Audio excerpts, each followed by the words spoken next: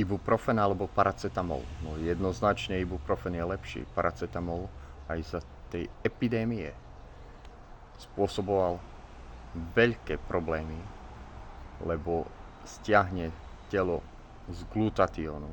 A nie iba v pečení, ale aj v pľúcach. A pľúca bez glutatiónu budú vystavené vysokému oxidačnému stresu. No a tým pádom poškodeniu, no a tým pádom tým symptómom, ktoré boli. Čiže aj pri bežných nejakých zápaloch, bolestiach hlavy a tak ďalej.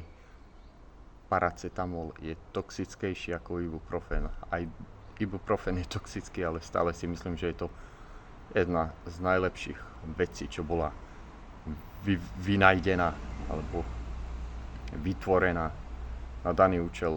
Denne jesť, samozrejme nie je to dobré, ale akútne, keď je treba, tak ibuprofen podľa mňa.